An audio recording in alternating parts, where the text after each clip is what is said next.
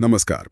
आज हम एक ऐसी जगह की विस्तृत पड़ताल कर रहे हैं जो यूरोप और एशिया के ठीक संगम पर है, जॉर्जिया। हाँ, जॉर्जिया काफी दिलचस्प जगह है।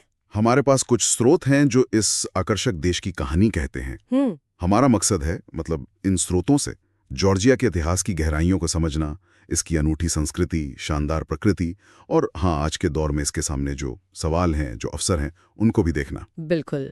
सुना है इसे वाइन का जन्मस्थान कहते हैं और इसकी अपनी एक अलग ही लिपि है। हाँ, ये बातें तो है। वाइन वाली बात तो खास तौर पर मशहूर है। चलिए इस सब पर गहराई से बात करते हैं। हाँ, शुरुआत करते हैं इसकी जमीन से, इसके भूगोल से। ठीक है। तो ये दक्षिण काकेशस क्षेत्र में है। इसकी सीमाएं लगती हैं रूस से, अजरबैजान, आर्मेनिया, तुर्की और पश्चिम में काला सागर से। काला सागर। और हाँ, ये एक पहाड़ी देश है। ग्रेटर और लेसर काकेशस पर्वत श्रृंखलाएं हैं यहाँ। राजधानी तिबिलिसी है। बिल्कुल। और देखिए, ये महज कुछ भौगोलिक तथ्य नहीं है। ये स्थिति मतलब दो महाद्वीपों और इतने सारे पड़ोसियों के बीच होना, यही से एक रणनीतिक चौराहा बनाती है। अच्छा। यहीं से चीजें आप कह सकती हैं दिलचस्प होनी शुरू होती हैं, क्योंकि इसी भूगोल ने सदियों से जॉर्जिया के इतिहास को, उसके व्यापार मार्गों को और यहाँ तक कि इसके चरित्र को गढ़ा है। मतलब लोकेशन का बहुत बड़ा असर रहा है। हाँ, बहुत बड़ा। सिल्क रोड का एक अहम पड़ाव था ये। और आज भी देखिए, आधुनिक पाइपलाइनें यहाँ से गुजरती हैं। तो इसकी लोकेशन हमेशा से मतलब बहुत महत्वपूर्ण रही है। और इस रणनीतिक लोकेशन का इसके इतिहास पर कैसा असर पड़ा? स्रोत बताते हैं कि जॉर्जिया का इतिहास बहुत पुराना है। कोल्खिस और इबेरिया जैसे प्राचीन राज्यों तक जाता है। हाँ, हजारों साल पुराना।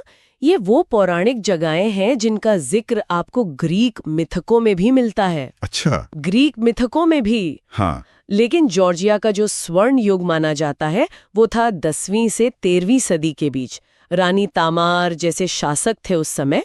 तब ये इस क्षेत्र की एक बड़ी राजनीतिक और सांस्कृतिक शक्ति था। लेकिन उसके बाद का इतिहास थोड़ा उतार चढ़ाव भरा रहा। मंगोल आक्रमण हुए, फिर फारसी और ऑटोमन साम्राज्यों का प्रभाव रहा और अंततः 19वीं सदी में ये रूसी साम्राज्य का हिस्सा बन गया। और फिर 20वीं सदी में सोवियत संघ का दौर आया और आखिरकार 1991 में स्वतंत्रता मिली। जी। तो ये एक लंबा और काफी कहना चाहिए जटिल सफर रहा है स्वतंत्रता तक का। ये बिल्कुल।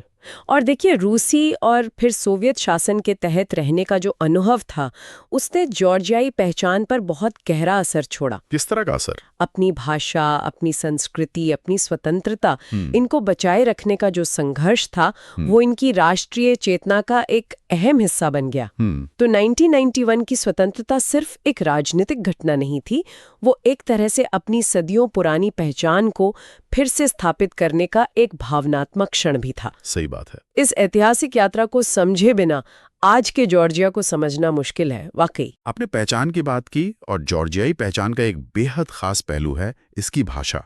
हाँ, जॉर्जियाई भाषा, जिसकी अपनी लिपि है, बल्कि 3 अलग-अलग लिपियां रही हैं सुना है, और मौजूदा लिपि है मखेद्रले। बिल्कुल, मखेद्रली। कहा जाता है कि ये दुनिया की सबसे पुरानी लगातार इस्तेमाल होने वाली भाषाओं और लिपियों में से एक है। हाँ, ये सिर्फ एक भाषा नहीं है, ये उनके सांस्कृतिक गौरव का प्रतीक है। जॉर्जियाई वर्णमाला अपने उन घुमावदार अक्षरों के साथ दिखने में भी बहुत खूबसूरत और अनोखी है। वैसे काकेशस क्षेत्र भाषाओं के मामले में बहुत विविध है, लेकिन जॉर्जियाई भाषा कार्टवेलियन भाषा परिवार से है, जिसका कोई और बड़ा संबंधी नहीं है। अच्छा, ये अलग है मतलब? हाँ, इसकी यही विशिष्टता इसे खास बनाती है। ये भाषा हजारों सालों से यहाँ बोली और लिखी जा रही है। और भाषा की तरह ही धर्म भी जॉर्जियाई पहचान से गहराई से जुड़ा है ना?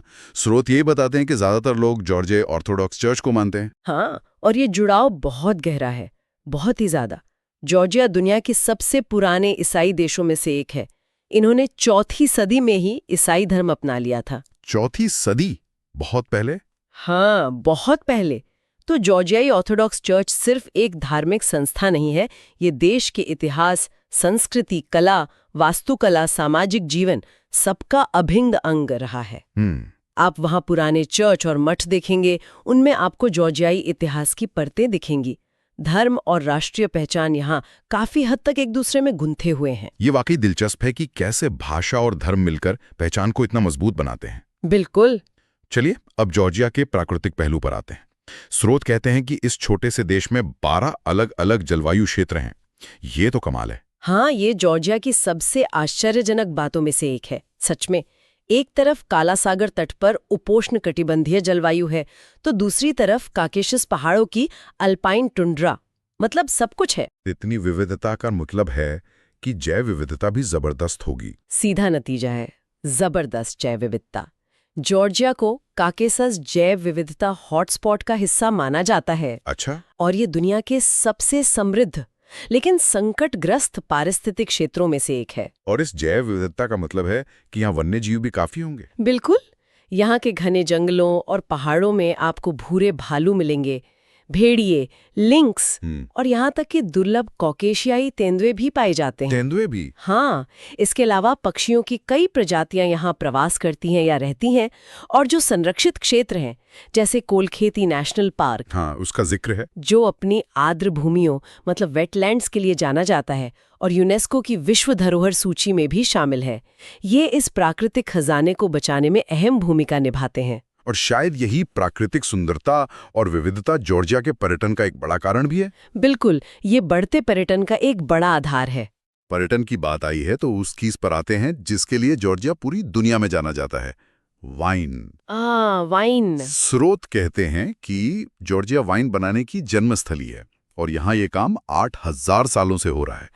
क्या ये सचमुच इतना पुराना है? हाँ, जो पुरातात्विक साक्ष्य मिले हैं उनके आधार पर यही माना जाता है। जॉर्जिया में मिट्टी के बर्तनों के टुकड़े मिले हैं। उनमें वाइन के रासायनिक अवशेष पाए गए हैं जो लगभग 6000 ईसा पूर्व के हैं। मतलब आज से करीब 8000 साल पहले। 6000 ईसा पूर्व? हाँ, ये अब तक का सबसे पुराना प्रमाण है वाइन बनाने का। तो वाइन की जन्मस्थली का जो दावा है वो काफी मजबूत है। 8000 साल, ये सोचना ही अद्भुत है। और सुना है कि यहाँ वाइन बनाने का तरीका भी बहुत खास है। क्वेवरी का जिक्र आता है। हाँ, क्वेवरी, QVEVRI, ये जॉर्जिया की वाइन परंपरा का कह सकती हैं दिल है। ये क्या होते हैं क्वेवरी? ये मिट्टी के बने बड़े अंडाकार बर्तन होते हैं। पारंपरिक रूप से इन्हें जमीन में दबा दिया जाता है। जमीन के अंदर? हाँ, और अंगूरों को रस, छिलकों, डंठलों, बीजों समेत इनमें डालकर छोड़ देते हैं, प्राकृतिक रूप से फर्मेंट होने के लिए। अच्छा। जमीन के नीचे तापमान नियंत्रित रहता है और मिट्टी के बर्तन वाइन को सांस लेने देते हैं। इस प्रक्रिया से जो वाइन बनती है, उसका रंग, स्वाद, उसकी बनावट, वो आधुनिक तरीकों से बनी वाइन से काफी अलग होती है। कैसी अलग? अक्सर उसमें ज्यादा टैनिन होते हैं और एक मिट्टी जैसा अर्दी फ्लेवर आता है। तो ये सिर्फ एक पुराना तरीका नहीं है, बल्कि ये वाइन के चरित्र को भी प्रभावित करता है। निश्चित रूप से ये एक पूरी फिलॉसफी है वाइन बनाने की, प्रकृति के साथ जुड़कर। और इस क्वेवी वाइन मेकिंग विधि की ऐतिहासिक और सांस्कृतिक महत्व इतनी ज्यादा है कि 2013 में इसे यूनेस्को की अमूर्त सांस्कृतिक विरासत की सूची में शामिल किया गया। अच्छा, यूनेस्को की सूची में? हाँ, ये जॉर्जिया की दुनिया को एक अनूठी देन है। आज भी कई वाइनरीज इस पारंपरिक तरीके का इस्तेमाल कर रही हैं और दुनिया भर में जो ऑरेंज वाइन या एम्बर वाइन आजकल पॉपुलर हो रही है, हाँ, सुना है, उस प्राकृतिक वाइन की लोकप्रियता में क्वेवरी का बड़ा योगदान है। यूनेस्को का जिक्र आया तो स्रोत बताते हैं कि जॉर्जिया में और भी कई यूनेस्को विश्व धरोहर स्थल हैं। हाँ, कई हैं। मत्स्येता का प्राचीन शहर गिलाती मठ और ऊपरी स्वानेती, इनके बारे में कुछ बता सकती हैं? जरूर।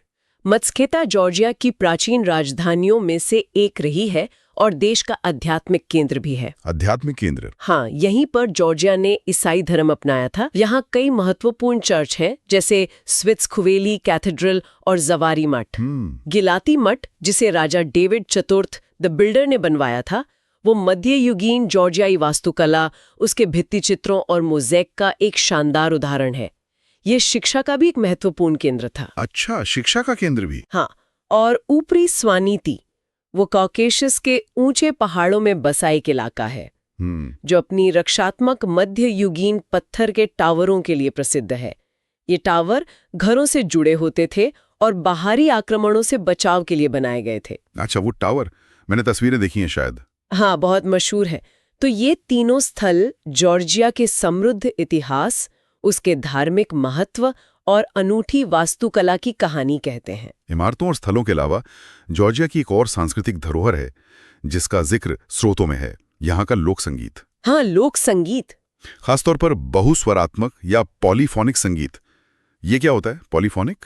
पॉलीफोनिक संगीत का मतलब है ऐसा संगीत जिसमें एक ही समय में कई स्वतंत्र धुनें या आवाजें एक साथ चलती हैं।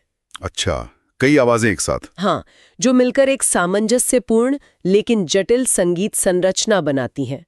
जॉर्जियाई पॉलीफोनिक गायन दुनिया की सबसे पुरानी पॉलीफोनिक परंपराओं में से एक माना जाता है। सबसे पुरानी में से एक? हाँ, इसके अलग-अलग क्षेत्रों में अलग-अलग शैलियां हैं, कुछ बहुत जटिल हैं, कुछ गहरी भावनात्मक।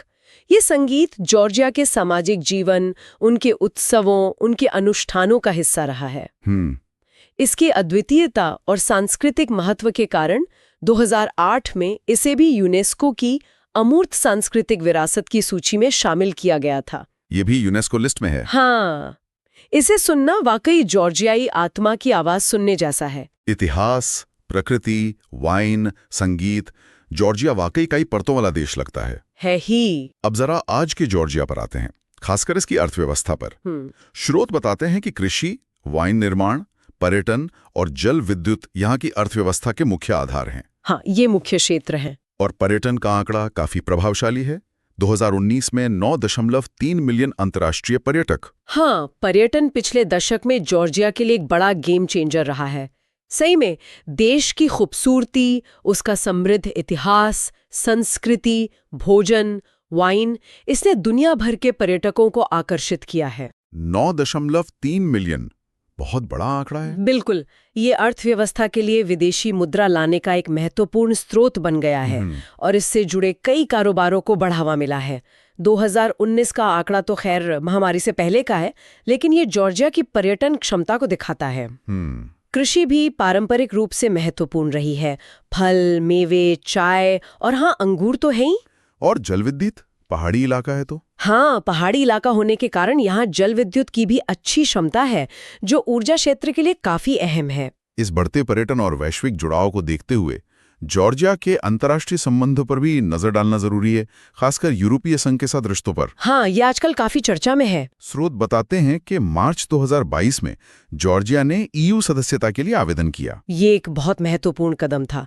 ये जॉर्जिया के लंबे समय से चली आ रही जो इच्छा है पश्चिमी देशों के साथ एकीकृत होने की, उसको दर्शाता है। और फिर दिसंबर 2023 में उम्मीदवार देश का दर्जा भी मिल गया। हाँ, उसे एक बड़ी सफलता माना गया था जॉर्जिया में। लेकिन फिर नवंबर 2024 में खबर आई कि जॉर्जिया प्रधानमंत्री ने घोषणा की है कि सदस्यता वार्ता को 2028 के अंत तक स्थगित कर दिया गया है। हालांकि 2030 तक सदस्य बनने का लक्ष्य बना हुआ है, ऐसा कहा गया है। इस घटनाक्रम को कैसे समझा जाए? ये थोड़ा कंफ्यूजिंग लगता है। हाँ, ये निश्चित रूप से एक जटिल स्थिति है और ये जॉर्जिया के भीतर जो राजनीतिक और वैचारिक बहस चल रही है, शायद उसको दर्शाती है। मतलब एक तरफ यूरोपीय एकीकरण की मजबूत इच्छा है, जनता में भी और राजनीतिक स्तर पर भी, तो दूसरी तरफ शायद कुछ आंतरिक राजनीतिक कारण है। सुधारों की गति का मामला हो सकता है, या शायद कुछ बाहरी दबाव भी हो। इस स्थगन के पीछे जो भी आधिकारिक कारण दिए गए हों, ये दिखाता है कि ईयू सदस्यता का रास्ता सीधा नहीं है, इसमें कई पैच हैं। तो ये एक तरह का सवाल खड़ा करता है कि जॉर्जिया आगे क्या करेगा? बिल्कुल, ये एक महत्वपूर्ण सवाल खड़ा करता है कि जॉर्जिया अपनी संप्रभुता, अपने पारंपरिक मूल्यों और अपनी पश्चिमी आकांक्षाओं के बीच संतुलन कैसे बनाएगा। ये घटनाक्रम जॉर्जिया की विदेश नीति और आंतरिक राजनीति दोनों के लिए महत्वपूर्ण है। हाँ, हम यहाँ सिर्फ स्रोतों में दी गई जानकारी बता रहे हैं, इसमें कोई पक्ष लेने वाली बात नहीं है। बिल्कुल, स्थिति जैसी है उसे समझना जरूरी है। बिल्कुल, ये स्थिति जॉर्जिया के भविष्य की दिशा के बारे में सोचने पर मजबूर करती है। खैर, चलिए